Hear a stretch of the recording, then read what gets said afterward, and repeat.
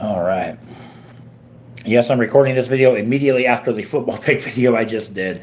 Welcome in, ladies and gentlemen. My name is K-Dog's Kennel, and welcome to one of my most requested videos I've ever been asked to do. I have a series on this channel called Do You Remember, which takes a look back at some of the more shocking incidents that have happened in the world of professional wrestling.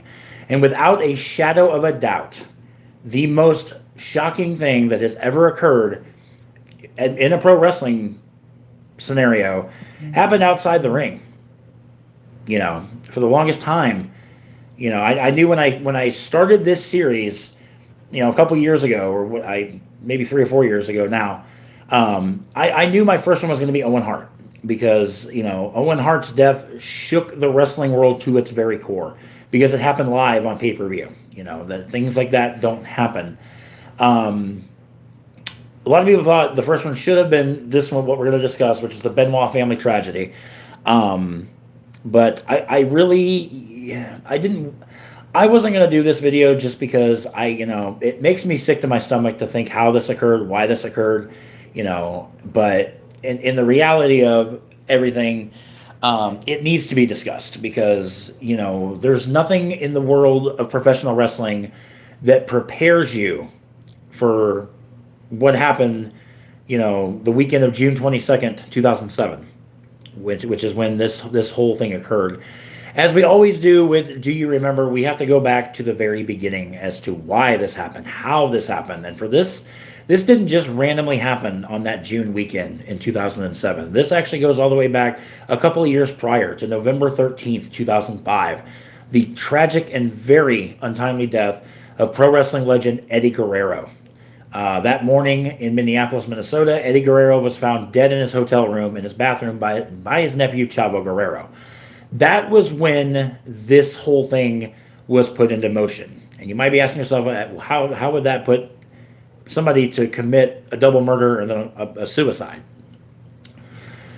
The death of Eddie Guerrero affected a lot of people. And actually, Do You Remember, I have a episode slated on the death of Eddie Guerrero, so I'm not going to go into too much detail about Eddie's death, because I'm going to save that for its own Do You Remember, because that is on the horizon as well. I'm just working on my notes for it. That was the day Chris Benoit lost a part of himself. With the exception of Eddie's family, I think the one that took Eddie's death the hardest was Chris Benoit. Hello, guys that are coming into the chat. Welcome in. I think with this scenario, he talks about on Raw. He is. They did the emotional, tribute show to Chris Benoit, because at the time we didn't know what had happened to Chris Benoit and his family. All that was released was that Chris Benoit was found dead in his home alongside his wife and his child. So no one really knew what to think of it. So with the information that WWE had at that time, they wanted to do a tribute show, because Chris Benoit was scheduled to appear at the Vengeance pay-per-view, the Night of Champions pay-per-view, to win the ECW World title when all this went down. And Chris Benoit was, well, and like I said, we'll discuss that at length here in a minute. So, I'm congruing two stories together. Sorry. So the night after Eddie Guerrero died, I'm sorry, I'm kind of jumping ahead of myself. The night after Eddie Guerrero died is when Chris Benoit appeared on camera, and at first he was fine, and then he just broke down. This man wasn't crying, he was sobbing. He was hysterically crying. That happens. We all take death differently. Some cry, some get angry, some, there's various ways that people accept death, and, the death of a close friend that could be, construed as a brother is very difficult, And then over the years, Chris Benoit, he would continue to wrestle. He would actually, he would wrestle, the next, a couple years, until he died. And the thing about Chris Benoit is his signature move was a flying headbutt off the top rope. He would jump off the top rope, and sometimes his head would connect with another wrestler's head. Sometimes he'd connect with like their shoulder, their chest. Other times, he'd connect with the mat. He'd connect with a chair, a trash can lid, something. You know what I mean? Like, and that's everybody wants to say, "Oh, yeah, pro wrestling's fake. Pro wrestling's fake." It's choreographed, yes, but there's nothing fake about pro wrestling. The torment they put their bodies through is legitimate. Is legitimate. But yeah, Eddie Guerrero's death started this thing, and I take nothing away from Eddie Guerrero. That I'm not blaming Eddie for why Chris Benoit did this by any stretch. Chris Benoit, over the weekend of June 22nd through the 24th in 2007, word came out that, and this is where I started talking about, Benoit was found dead in his home alongside his wife Nancy and his son Daniel. All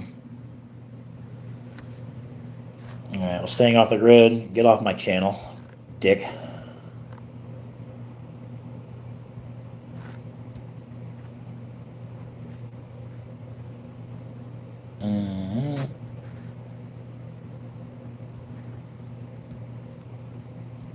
Sorry, guys. I absolutely hate when people are coming to my channel and be disrespectful like that. But in any event, word came out that Benoit was found dead with his wife and child, and no one really knew what happened. So on Monday night, oddly enough, the weekend after he was found, they did an angle. The week prior, the show closed with Vince McMahon climbing into a limousine and the door shutting and the limousine exploding, essentially killing the Mr. McMahon character. So you knew something was amiss when you start this Monday Night Raw program. This would have been on June 25th with Vince McMahon standing in the ring. And then he starts discussing, that Benoit was found, and like I said, we didn't know the details up until this point. So they did a tribute show to Chris Benoit. And then on Tuesday, as we get into Monday night and we go into the early hours of Tuesday morning, more facts start coming in about this, what turns out to be a horrific event. That it wasn't just a random thing, like, the Benoit family wasn't robbed, no intruder, broke into their home and committed this atrocity of a crime. But Chris Benoit himself perpetrated this horrendous crime. It started Saturday, where, Benoit decided, and I'm sorry, I'm not trying to make this like, it affects me personally, but just the thought process. I mean, I'm a married man myself. I could never imagine doing this to my wife, any my children. Well, I mean, I have cats, but, as Nancy Benoit was in the extra room they had, just sitting there, Benoit came from behind her, and bound her feet with duct tape, bound her arms behind her back, her wrists behind her back with coax cables, stuffed a tube sock in her mouth, duct taped her mouth shut, and proceeded to strangle her. Benoit would place his knee into his wife Nancy's back. Various reports say he put his knee in her back hard enough to sever her spinal cord. I don't know the entire details of it. I don't want to know the details of it, to be perfectly honest with you. It's hard enough to fathom that that it happened. And then after Nancy was killed, a Bible was placed next to her body, and she was rolled up in a rug of sorts. And then it gets, if it can't get any darker, it does get darker the next day, as Chris Benoit's third son, Daniel, his youngest son, aged 7 years old, who suffered from a condition called Fragile X syndrome. This little boy lay in his bed asleep, not knowing I'm assuming not even knowing his mom was just murdered, the night before, by his dad, and Benoit proceeded to suffocate this 7-year-old boy in his sleep.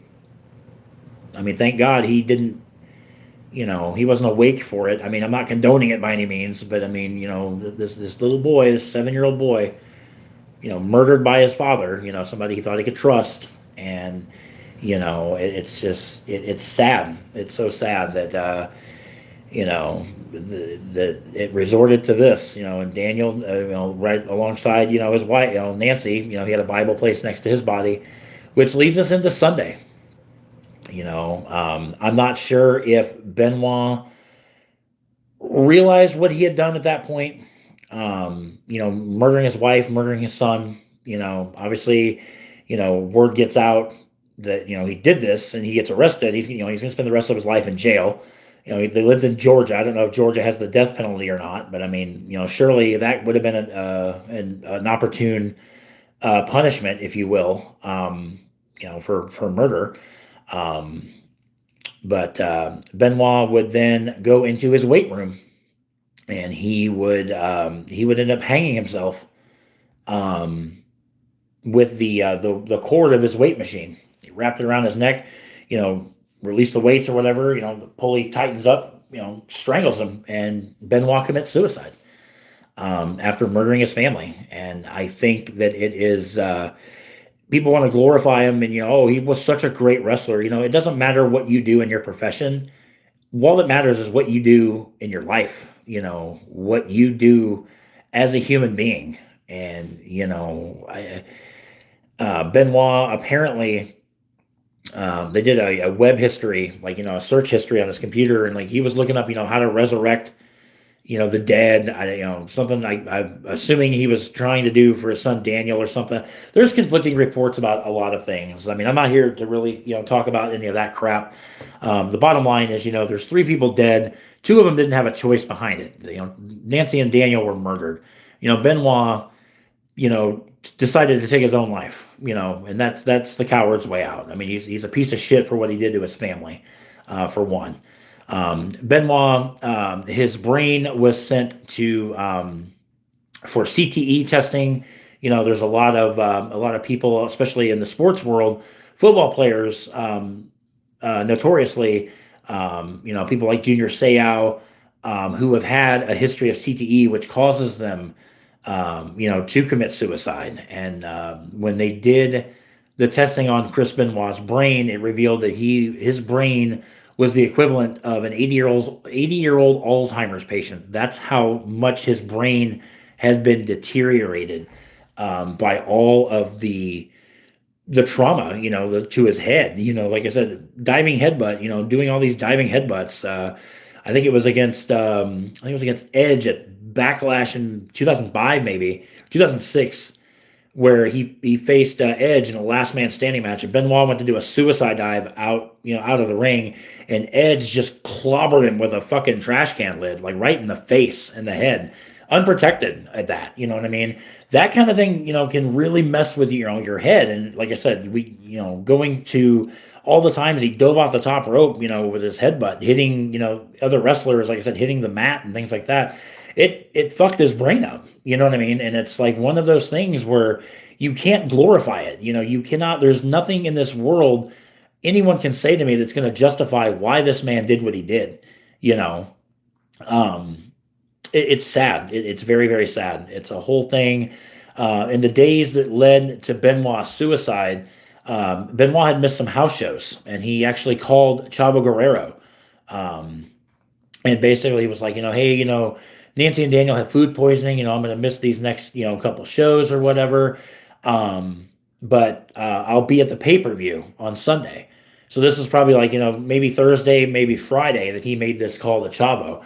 And, at that point he kind of paused, and he kept telling Chavo, I love you, Chavo. And it's like, Chavo didn't really think much of it. He's just like, I love you too, man. Like, just like normal band, normal talk or whatever. And then Chavo and some other personnel from WWE got a text message about that the gate, the dogs are out, the house is unlocked, and that's what prompted them to do a wellness check on the, they just found that to be very, very odd. And when the wellness check was called, that's when, police made the gruesome scene that, that Nancy and Daniel are dead upstairs, and Chris Benoit's downstairs hanging from his weight machine, dead. And it really decimated the wrestling community. There's actually a comment that after Chris Benoit was dead, wrestling became dead after it started the PG era that we had for quite some time until recently. Triple H just kind of opened it up a little bit more, but there for a while, like you couldn't hit anybody with a weapon. You couldn't hit anybody with a chair. There was no headshots kind of thing, and it took a toll. It really really did, and like I said, there's absolutely nothing that you can do. There's nothing you can say to glorify what this piece of shit did. And, if you want to condemn me because I call him a piece of shit, you're welcome to. But that's exactly what this guy is. Everybody's like, oh, Chris Benoit deserves to be in the Hall of Fame. No, he doesn't. No, he doesn't. But yet, there's people in the WWE Hall of Fame like Jimmy Snuka, who, himself is, supposedly he murdered an ex-girlfriend. But, I off the top of my head, I don't even know if he got off on that or not. I know he died shortly thereafter after he went to trial about it. But yeah, there's no glorification if you murder your family. Had he not murdered his family, absolutely, I'd say first ballot Hall of Famer. But because of what he did in his personal life, that's what fucked him over. He's been blacklisted. They don't include him in WWE game, video games anymore unless people create them or whatever. But yeah, even Vince McMahon came out on Tuesday on ECW's weekly television show, basically saying, yes, we did this tribute show to Chris Benoit. We didn't have all the details. But he basically, said Chris Benoit would be stricken from any type of programming. WWE's never going to mention his name. And they've talked about, what was it, Edge a couple years ago, won the Royal Rumble from the number one spot. And Michael Cole's like, there's only been a couple people that have done it. Shawn Michaels was one of them that did it, and they never ever say, hey, Chris Benoit was the other guy, which Chris Benoit was the other guy, but because of what he did, he's basically blacklisted for the rest of his life, which is unfortunate for one person, and that is Chris Benoit's son, David, because David Benoit wants to become a professional wrestler, and what's sad about it is people won't give him a chance because of who his dad is. David Benoit had nothing to do with this tragedy whatsoever. He didn't even know his dad did it. He defends his dad, which any child would do that for their father. He doesn't condone it, but he's also not going to, consider him what the rest of the world does, being a piece of shit, that murdered, his stepmom and his brother. But, and it's unfortunate for David, because like I said, David, I'd love to see David Benoit, but again, because of the Benoit name, that's what ostracizes him from being a professional wrestler. Now, he could come in but even under, a different name, people are still going to know who he is.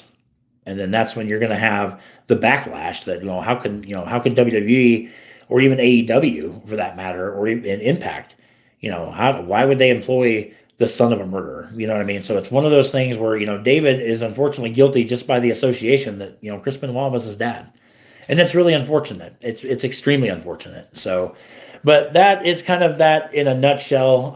My thoughts on it, like I said, I don't like to talk about it. It's been hashed out by many, many streamers. But it's one of those, I just kind of wanted to throw my take on it. And I've had several people talking, oh man, this would be like the ideal video for your Do You Remember series. I'm like, you know what? I'll do a single video about it, discuss it, what had happened and whatnot, and be done with it.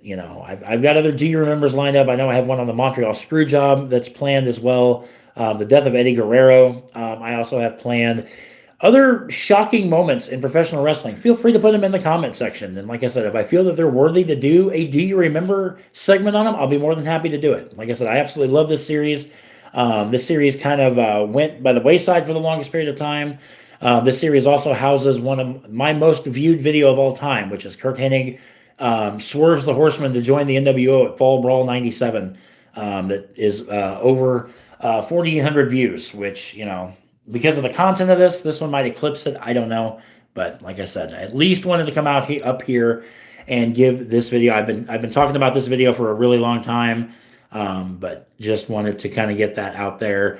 Like I said, as a pro wrestler, Chris Benoit, easily one of the top 5 of all time. But because of what he did, the savagery that he did, of just, and even with Nancy's death, they said it wasn't just I guess there was more to, yes, Nancy was strangled to death. That was her official cause of death, was strangulation. But, the ligature marks around her neck, the fact that, she may or may not have had a severed spine, and it's because Chris Benoit was not right in the head. Had Benoit been right in the head, he may not have done this, but it's not an excuse. It is not an excuse. I'm not going to sit here and vivify, Chris Benoit that, oh yeah, because he had CTE, he had every right to kill his family. No, he didn't. Chris Benoit is a piece of shit. End of story. You may not think so, or whatever the case may be, but like I said, at the end of the day, Chris Benoit is a piece of garbage and deserves to rot in hell, because that's just the nature of it. So, but there you go, guys. Chris Benoit Family Tragedy. Like I said, been talking about this video for a while. Wanted to get it up for you guys. So there we go. About 21 minutes. So yeah, I figured this is probably going to be one of my longer Do You Remembers, but there you go. But yeah, that is going to be a wrap. I'm not going to waste any more breath on this piece of garbage, but yeah, that's the extent of what he did. And like I said, with the exception of Owen Hart falling from the ceiling of an arena, yeah, the Benoit Family Tragedy will forever be the darkest day or darkest days in professional wrestling. Nothing that can ever happen in wrestling will top the depravity of what Chris Benoit did. So, but there you go, guys. There's the video. A lot of people have requested it. There you have it. So subscribe to the channel if you've not done so already. Be sure to give this video a thumbs up if you would, pretty please. It does help the channel grow immensely. And I'll be back at you guys tomorrow for another live stream of either Final Fantasy 16 or Black Myth Wukong. Do not miss it. Thank you guys for watching. We'll catch you guys in the next live stream. Rest in peace, Nancy and Daniel Benoit.